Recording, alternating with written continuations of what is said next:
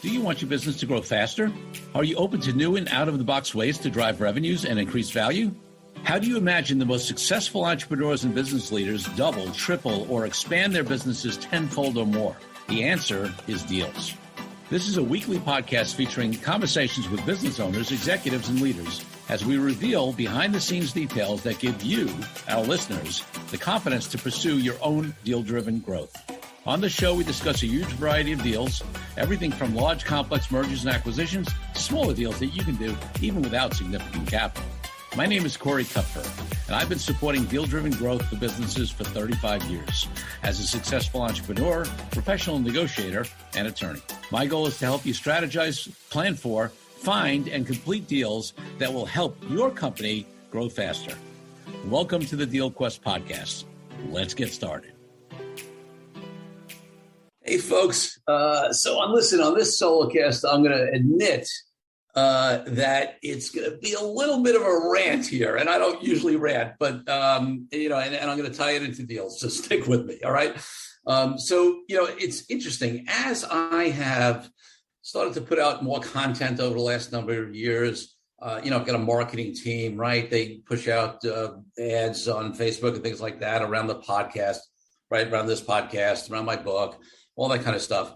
And it's really just, it's an opportunity to come in and listen to the podcast. There's actually nothing at this point that we're sort of hard selling, or nothing we'll ever hard sell, but that we're even upselling into. Although, at some point we are, about to launch some of these courses and masterminds and things like that. Suddenly I have trolls online, right? And the funny part is some people get upset by that. I sort of almost think it's a sign of success, right? Like that you're worth trolling. So we'll put up a post and get like 100 likes, 80 likes, whatever it is on and then there'll be a person, or two, whatever, who get upset by it. And here's the funny part. And again, I'm back to deals in a second. The funny part is like some of the times they'll say, because it's, on Facebook, what happens is you boost things, whatever, and it sort of directs ad to a particular population who might be interested in what you're doing. And they say that, some of the people will say, we're going to report you we reported you to Facebook. This ad, was whatever. Well, what I'm laughing is if Facebook looks at these that you reported me on, they're going to be happy because their whole model is built upon people paying to direct ads to folks. So not only is it not a violation of their terms of service, but it's exactly what they want people doing. And the easy thing is, of course, why don't you just skip it? Or you can, say hi to this ad and never want to see ads from me again or whatever. Now, the reason I raise this and the reason why for me it's relevant about deals is I often talk about mindset of a deal maker, mindset of a successful business person.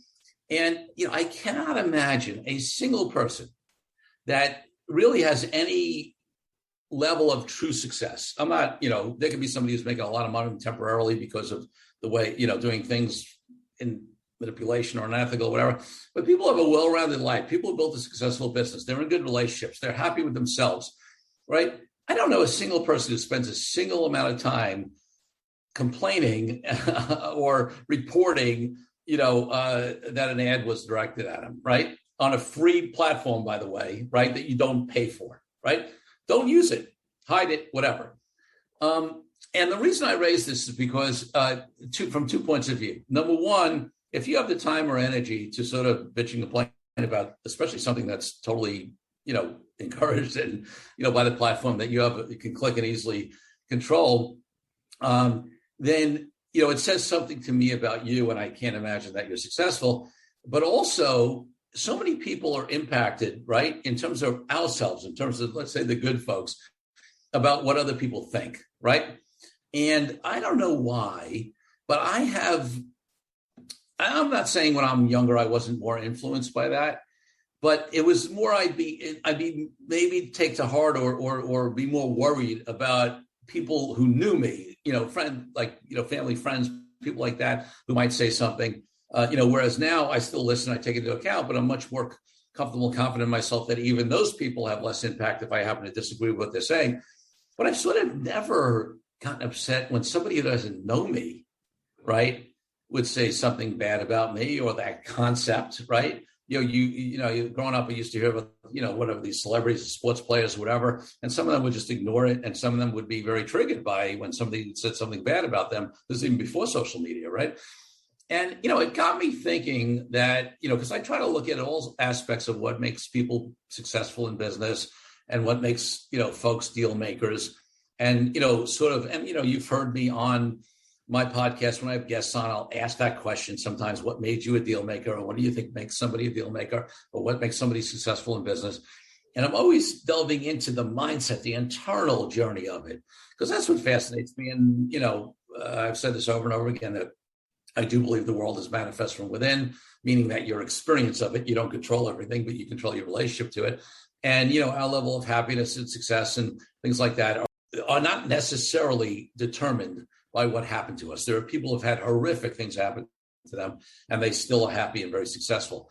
And listen, I'm not saying I'm perfect. It's easy to get caught up, and certainly with all the back and forth on social and political and all this stuff, whatever, it's easy to get caught up occasionally. But for the most part, I've been able to resist that because I'm focused sort of on the prize. And I don't mean the prize like, there's some huge house I want to buy or anything, but I'm focused on what I care about. I'm focused on making impact. I'm focused on servicing people. I'm focusing on spending time with the people I care about. I'm focusing on helping my clients grow, right, their businesses, through deal-driven growth and otherwise, training them and negotiating, whatever it is. I don't frankly have time. Like, it wouldn't even occur to me to report or make some bad comment about somebody online. Like, it's not even worth it. Like, why would you spend that time? So, I'm wondering, I'm really curious. I love these discussions, and if you want to comment on, on when we post this on social or reach out to me, I always love people's view on this. Does it bother you when people, especially people you don't know, may criticize you? Does that stop you? People's judgment. Let's say you're frustrated and your company's not growing as quickly as you'd like, or let's say it's growing well, but you want to do better. Are there things that are limiting you from doing that, from doing that deal, from taking that risk? And is any of that other people's chatter, right? Whether you know them or not, who's in your head, right? Sometimes we call those monkeys, right? Who is in your head is a very interesting question. And I'm wondering, these people who are, trolling, like, who is in their head? How were they raised? What life experiences have they had? I actually feel bad for them. I don't want to, sound like I'm paternalistic, but I tend to have a lot of empathy, and I can't imagine that they've had a good life. I can't imagine that they're happy. It's really fascinating to me, this whole concept. And I always, one of the things we do on this podcast is sure, we've got the people who've done deals, not done deals. They share their experience. We have the experts, the investment bankers, the other consultants who come in to tell you how to get deals done.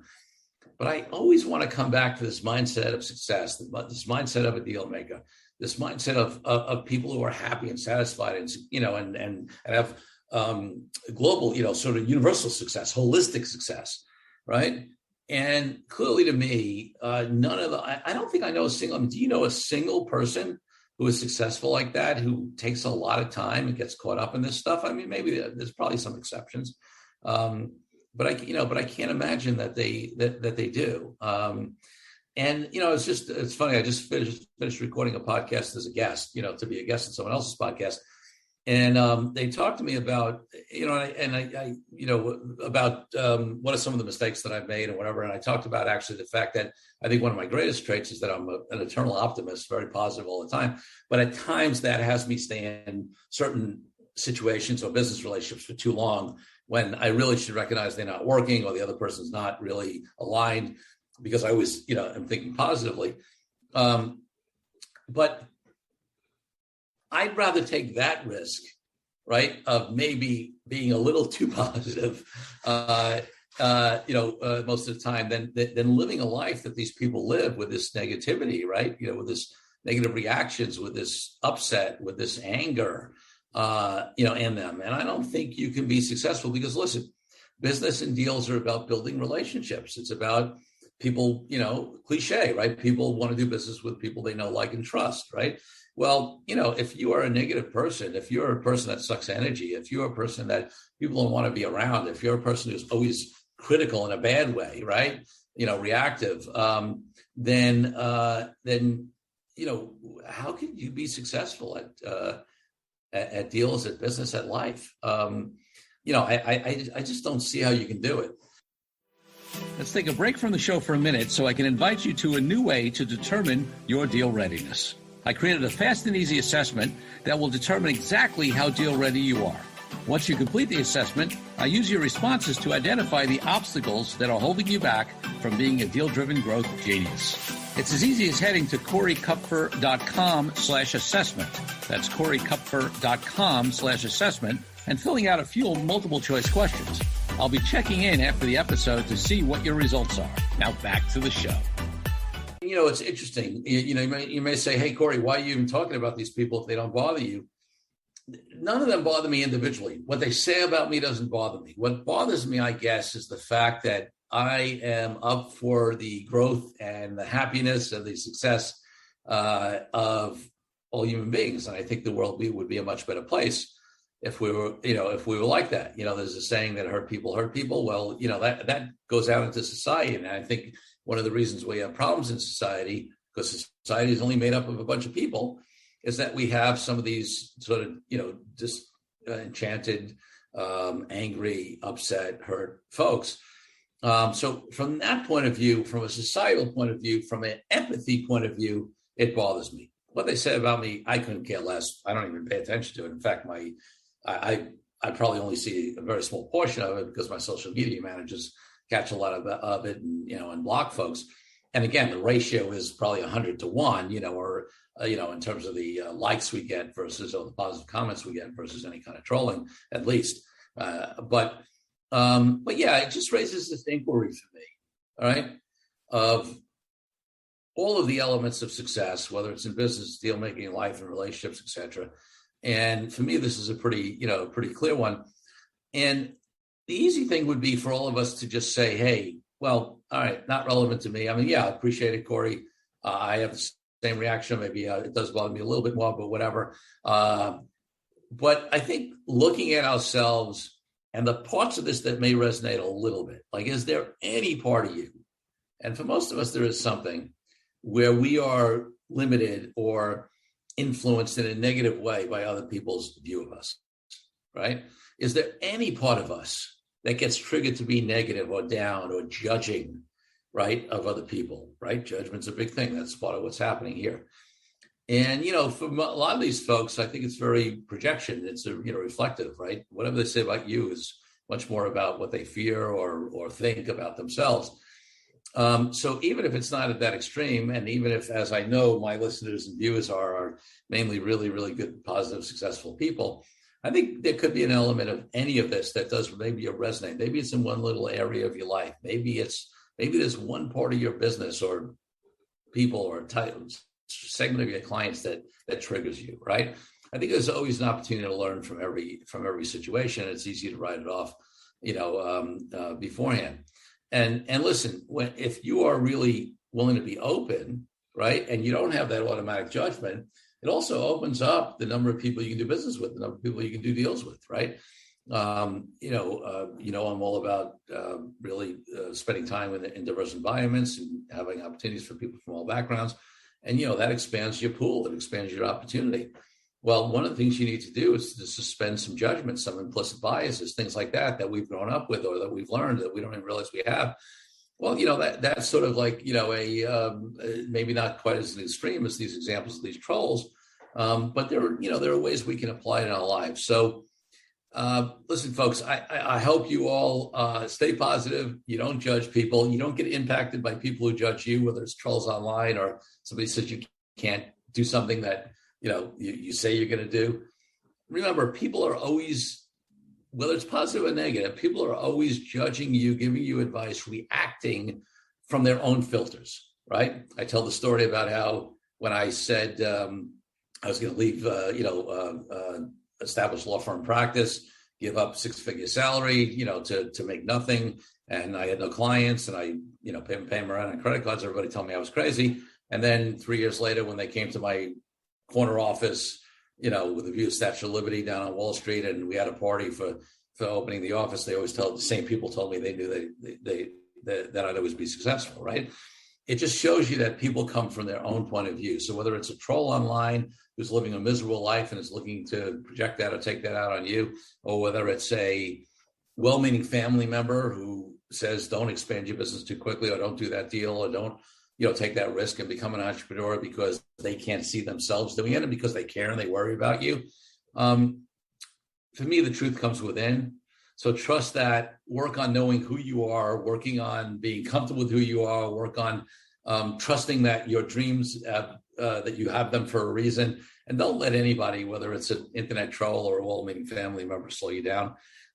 Listen, we're here. I'm not only do we help folks, on a legal side and deal-driven growth and do these workshops and seminars, but I think the biggest thing that I love doing with folks, and I do this within all of those realms, is that I'm just a big fan. I'm a big supporter. I'm a big holder of other people's visions. And some of the most impactful times in my life has actually been when other people can see me bigger than I can see myself at that time. They can actually see what's possible for me more than maybe I was able to see it in the moment.